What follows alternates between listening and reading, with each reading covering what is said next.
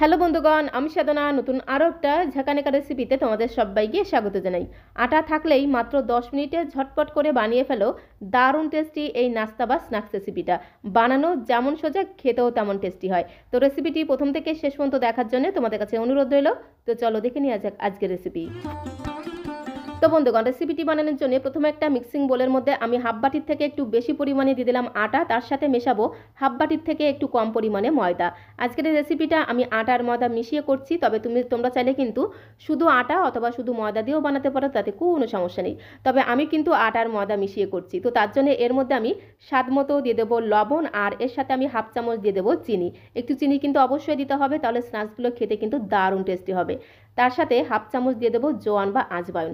জোয়ানটাকে এইভাবে হাতের সাহায্যে খুব সুন্দর করে একদম ঝাঁকানাকা করে একটু ঘষে দেবো, তাহলে দেখবে জোয়ান থেকে খুব সুন্দর একটা ভাজা ঘ্রাণ পাওয়া যাবে, দারুণ টেস্টি হবে।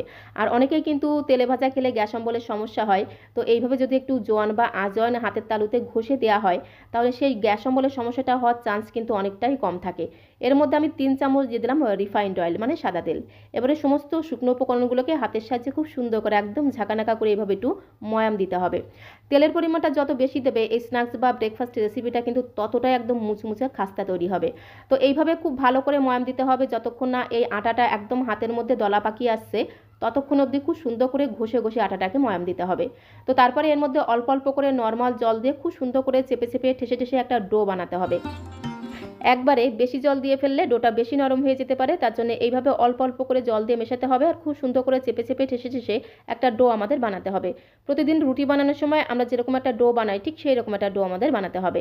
তো দেখো, খুব সুন্দর করে চেপে চেপে ঠেসে ঠেসে একটা ডো আমি বানিয়ে নিলাম। ডোয়ের উপরটা যাতে শুকিয়ে না যায়, তার জন্য একদমই সামান্য পরিমাণে একটু সাদা তেল লাগিয়ে নেব, তাহলে দেখবে ডোটা একদমই কিন্তু সফট থাকবে, একটু কিন্তু শুকিয়ে যাবে না। তো এখন এই ডোটাকে একটু ধামা চাপা দিতে হবে, মানে ঢাকনাটা বন্ধ করে 10 মিনিটের জন্য রেস্টে রেখে দেবো। ডোটা এদিকে রেস্ট নিতে থাক, ততক্ষণ আমি পুর তৈরি করার জন্য এখানে দেখো নিয়েছি দুটো মিডিয়াম সাইজের আলু। আলু দুটোকে আগে থেকে খুব সুন্দর করে সেদ্ধ করে রেখেছিলাম, তার সাথে নিয়েছি দুটো ডিম। ডিম দুটোকেও খুব সুন্দর করে সেদ্ধ করে খোসা ছাড়িয়ে রেখেছি। তো এখন এই আলু আর ডিমটাকে খুব সুন্দর করে একদম ঝাঁকানাকা করে গ্রেটারের সাহায্যে একটু গ্রেট করে নেব।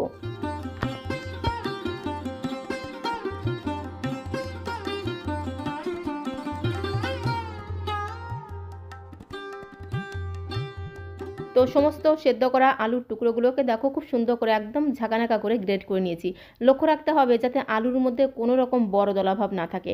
চাইলে কিন্তু তোমরা যে কোনো কাঁটা চামচ অথবা ম্যাশারের সাহায্যে খুব সুন্দর করে ম্যাশ করে নিতে পারো, তাতে কোনো সমস্যা নেই।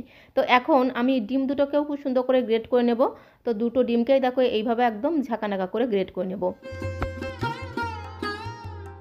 তো সেদ্ধ করা আলু আর ডিমগুলোকে যদি এইভাবে একটু গ্রেটারের সাহায্যে গ্রেট করে নেওয়া হয়, তাহলে আলু আর ডিমের মধ্যে কোনো রকম বড় দলাভাব থাকবে না। এতে কি হবে, স্ন্যাক্স বা নাস্তাগুলো বানাতে সুবিধা হবে। তো এখন আমি এর মধ্যে সামান্য কয়েকটা উপকরণ মেশাবো। প্রথমেই দিয়ে দেবো পেঁয়াজ কুচি।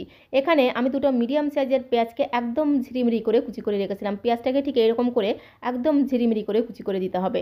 তার সাথে আমি দিয়ে দেবো 4-5টা কাঁচা পাকা লঙ্কা। দেখতেও ভালো লাগবে, আবার খেতেও কিন্তু দারুণ লাগবে। ঝালের পরিমাণটা তোমরা যে যেমন ঝাল খেতে পছন্দ করো সে অনুসারে এখানে কাঁচা লঙ্কাটা অ্যাড করে দেবে। তার সাথে 1 মুঠো দিয়ে দিলাম ফ্রেশ ধনেপাতা কুচি। আর আমি এর মধ্যে দিয়ে দেবো স্বাদ মতো লবণ। ব্যাস, এটা কিন্তু রেডি হয়ে গেছে।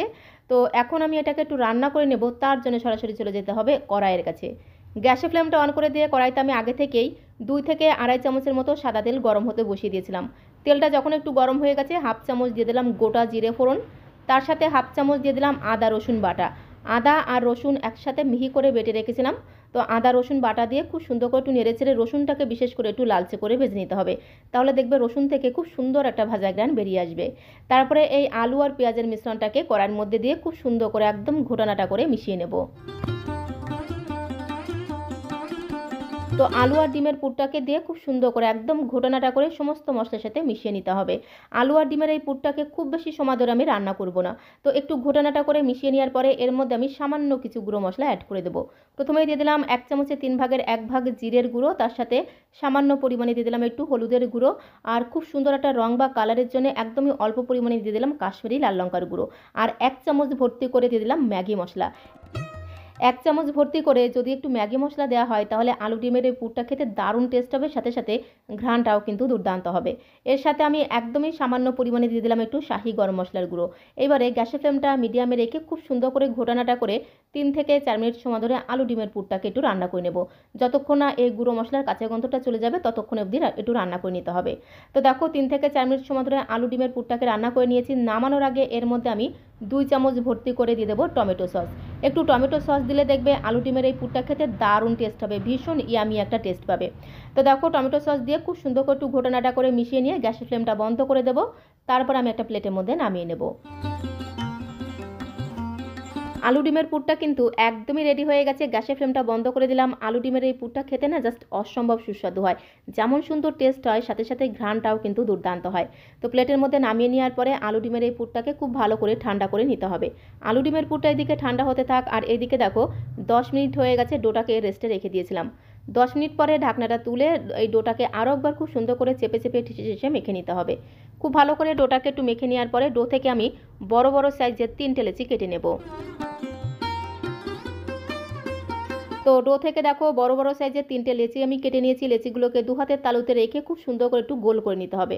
তো লেচিগুলোকে প্রথমে এভাবে একটু গোল করে নিতে হবে, তারপরে একটা বড় সাইজের রুটি আমাদের বেলে নিতে হবে। তো তার জন্য লাগবে ঠিক এরকম একটা বেলুন চাকি। বেলুন চাকির উপরে সামান্য পরিমাণে একটু আটা ছড়িয়ে দিলাম। এবারে একটা করে লেচি নিয়ে আটার মধ্যে প্রথমে লেচিটাকে একটু কোট করে নিতে হবে। এপিট ওপিট উল্টে পাল্টে খুব সুন্দর করে একটু আটার মধ্যে কোট করে নেব। তারপর একটা বেলনি দিয়ে খুব সুন্দর করে একদম ঝাঁকানাকা করে একটা বড় সাইজের রুটি আমাদের বেলে নিতে হবে। এই রুটিটা খুব বেশি মোটা হবে না, আবার খুব বেশি পাতলা হবে না, তবে একটু পাতলা করে তৈরি করতে হবে, তাহলে স্ন্যাক্সগুলো একদম মুচমুচে খাস্তা তৈরি হবে। তো একটা বড় সাইজের রুটি আমি বেলে নিয়েছি। এবারে এরকম একটা ছোট্ট স্টিলের বাটি লাগবে। বাটির সাহায্যে এইভাবে একটু হালকা প্রেস করে গোল গোল করে ঘুরিয়ে নিলেই দেখবে একদম ছোট ছোট খুব সুন্দরভাবে গোল গোল কিন্তু ছোট ছোট সাইজের লুচির মতো তৈরি হবে। আর এইভাবে একটু বাটি দিয়ে কেটে নিলে প্রত্যেকটা স্ন্যাক্স একই রকম দেখতে হবে, দেখতেও ভালো লাগবে, আবার খাওয়ার আগ্রহটা কিন্তু অনেকটাই বেড়ে যাবে। এক্সট্রা যে ডোটা আছে এটা কিন্তু ফেলে দেবো না, এটা দিয়ে আবারও লেচি তৈরি করে আবারও কিন্তু রুটি বেলে এইভাবে স্ন্যাক্স তৈরি করে নেব। তো এইভাবে প্রত্যেকটা স্ন্যাক্স আমি তৈরি করে নেব। আর এইদিকে দেখো আলু আর ডিমের পুরটা খুব সুন্দরভাবে ঠান্ডা হয়ে গেছে। তো এখন এই আলু ডিমের পুর থেকে পরিমাণ মতো আলু ডিমের পুর হাতের মধ্যে নিয়ে একটু লম্বাটে শেপ তৈরি করে নিতে হবে। তারপরে এইভাবে ছোট রুটি বা লুচির মাঝখানটা এইভাবে রেখে দিতে হবে। প্রত্যেকটা লুচি বা রুটির মাঝখানে এইভাবে আলু ডিমের পুরটাকে একটু শেপ তৈরি করে রেখে দিতে হবে। তারপরে ঠিক এরকম করে ভাঁজ করে নিতে হবে। একটু ভাঁজ করে নিয়ে মুখটাকে খুব সুন্দর করে একটু চেপে চেপে আটকে নিলেই কিন্তু স্ন্যাক্সগুলো তৈরি হয়ে যাবে। যদি দেখো মুখগুলো খুব সুন্দরভাবে লেগে যাচ্ছে না, তাহলে অল্প অল্প করে জল দিয়ে এভাবে মুখটাকে একটু চেপে চেপে আটকে নেবে। দেখবে খুব সুন্দরভাবে কিন্তু মুখগুলো আটকে থাকবে, একটুও কিন্তু খুলে যাবে না। অবশ্যই কিন্তু একটু জল দিয়ে এভাবে চেপে চেপে আটকে নেবে, তাহলে দেখবে খুব সুন্দরভাবে কিন্তু মুখগুলো আটকে থাকবে। তো এইভাবে প্রত্যেকটা স্ন্যাক্স আমি তৈরি করে নেব। একদম পুরভরা স্ন্যাক্স দেখতেও যতটা সুন্দর, খেতে কিন্তু তার থেকে অনেক অনেক গুণ বেশি টেস্টি হয়। অল্প অল্প করে জল দিয়ে খুব সুন্দর করে চেপে চেপে মুখগুলোকে একটু আটকে নিলেই দেখবে মুখগুলো খুব সুন্দরভাবে লেগে থাকবে, একটুও কিন্তু খুলে যাবে না। একে একে বেশ অনেকগুলো স্ন্যাক্স আমি তৈরি করে নিয়েছি, এরকম আরও বেশ অনেকগুলো স্ন্যাক্স কিন্তু তৈরি হবে। তো একে একে সবগুলো স্ন্যাক্স আমি তৈরি করে নেব। তো এখন আমি একটা ব্যাটার তৈরি করে নেব। ব্যাটারটা তৈরি করার জন্য এখানে একটা বাটি নিয়েছি। বাটির মধ্যে বড় চামচের 2 চামচ ভর্তি করে দিয়ে দিলাম ময়দা। তো ময়দার মধ্যে এখন আমি দিয়ে দেবো স্বাদ মতো সামান্য পরিমাণে একটু লবণ, আর 1 চামচ ভর্তি করে দিয়ে দেবো চিলি ফ্লেক্স। একটু চিলি ফ্লেক্স দিলে খুব সুন্দর দেখতে লাগবে, আর খেতেও কিন্তু দারুণ লাগবে। তার সাথে হাফ চামচের একটু বেশি দিয়ে দিলাম সাদা তিল। একটু সাদা তিল থাকলে অবশ্যই দেওয়ার চেষ্টা করবে, তাহলে স্ন্যাক্সগুলো খেতে আরও বেশি টেস্টি হবে। আর খুব সুন্দর একটা রঙের জন্য এর মধ্যে অল্প পরিমাণে একটু হলুদ গুঁড়ো দিলাম, তার সাথে সামান্য পরিমাণে দিয়ে দিলাম একটু কাশ্মীরি লাল লঙ্কার গুঁড়ো। প্রথমে একটা চামচের সাহায্যে সমস্ত শুকনো উপকরণগুলোকে খুব সুন্দর করে একদম ঘোটানাটা করে একটু মিশিয়ে নিতে হবে। সমস্ত শুকনো উপকরণগুলোকে খুব ভালো করে মেশানো হয়ে গেলে এর মধ্যে অল্প অল্প করে নর্মাল জল দিয়ে খুব সুন্দর করে একটা হ্যান্ড উইস্কের সাহায্যে ঘোটানাটা করে একটা ব্যাটার আমাদের তৈরি করতে হবে। আর এই ব্যাটারটা যেন খুব বেশি গাঢ় না হয়ে যায়, একটু পাতলা করে ব্যাটারটাকে তৈরি করতে হবে। তো দেখো ময়দার একটা পাতলা ব্যাটার কিন্তু তৈরি হয়ে গেছে। সবশেষে এর মধ্যে অল্প পরিমাণে একটু ধনেপাতা কুচি দিয়ে আবারও খুব সুন্দর করে একদম ঘোটানাটা করে একটু মিশিয়ে নেব। তো দেখো এইরকম একটা ময়দার পাতলা ব্যাটার আমাদের তৈরি করতে হবে। ব্যাটারটা যেন খুব বেশি গাঢ় না হয়ে যায়, একটু পাতলা করে তৈরি করতে হবে। আর এদিকে দেখো গ্যাসের ফ্লেমটা অন করে দিয়ে একটা ননস্টিকের প্যানের মধ্যে বেশ কিছুটা সাদা তেল আমি গরম হতে বসিয়ে দিয়েছিলাম। তেলটা এদিকে গরম হয়ে গেছে। তেলটা যখন একটু গরম হয়ে যাবে, আর এদিকে যে স্ন্যাক্সগুলো আমি তৈরি করে রেখেছিলাম সেই স্ন্যাক্সগুলোকে এখন ব্যাটারের মধ্যে ডুবিয়ে সরাসরি তেলের মধ্যে দিতে হবে। আর ব্যাটারের মধ্যে ডোবানোর আগে অবশ্যই কিন্তু ব্যাটারটাকে একটা চামচের সাহায্যে খুব সুন্দর করে একটু ঘোটানাটা করে মিশিয়ে নিতে হবে। চামচ দিয়ে ব্যাটারটাকে খুব ভালো করে মেশানো হয়ে গেলে একটা একটা করে স্ন্যাক্স এইভাবে ব্যাটারের মধ্যে এপিট ওপিট উল্টে পাল্টে খুব সুন্দর করে একটু ডুবিয়ে নিতে হবে। খুব ভালো করে এই স্ন্যাক্সগুলোকে ব্যাটারের মধ্যে ডুবিয়ে সরাসরি গরম তেলের মধ্যে দিতে হবে।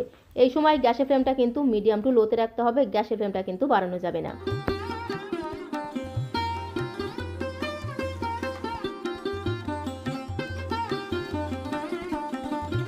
তো একে একে সমস্ত নাস্তা বা স্ন্যাক্সগুলোকে খুব সুন্দর করে ব্যাটারের মধ্যে ডুবিয়ে গরম তেলের মধ্যে দিয়ে দিতে হবে। আর এই সময় কিন্তু গ্যাসের ফ্লেমটা বাড়ানো যাবে না, গ্যাসের ফ্লেমটা মিডিয়াম টু লোতে রেখে ধীরে ধীরে স্ন্যাক্সগুলোকে ভেজে নিতে হবে। আর গরম তেলে দেওয়ার পরে অবশ্যই কিন্তু এর উপরে একটু তেল ছিটিয়ে দেবে, তাহলে দেখবে খুব সুন্দর একদম বলের মতো ফুলতে শুরু করবে। এপিট ওপিট উল্টে পাল্টে স্ন্যাক্সগুলোকে একটু গোল্ডেন ব্রাউন করে ভেজে নিতে হবে। আর ভাজতে ভাজতে দেখবে স্ন্যাক্সগুলো একদম বালিশের মতো ফুলতে শুরু করবে। তো দেখো কত সুন্দর স্ন্যাক্সগুলো একদম বালিশের মতো ফুলে উঠেছে, একদমই কিন্তু হালকা ফুলকা মুচমুচে খাস্তা তৈরি হয় আর খেতে এতটাই টেস্টি হয়, একবার বানিয়ে খেলে বারবার বানিয়ে খেতে ইচ্ছে করবে। সকালে ব্রেকফাস্ট কিংবা সন্ধ্যাবেলা চা বা কফির সাথে পুরোপুরি জমে যাবে। প্রথম ব্যাচের স্ন্যাক্সগুলো ভাজা হয়ে গেছে, একটা প্লেটের মধ্যে আমি খুব সুন্দর করে তেল ছেঁকে ছেঁকে তুলে নেব।